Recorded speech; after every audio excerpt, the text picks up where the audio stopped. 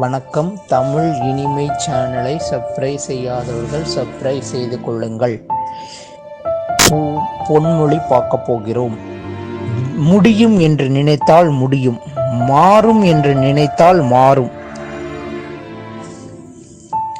கொடிய மலராய் மண்ணின் மலரும், கொடிய மலராய் மண்ணின் மலரும்.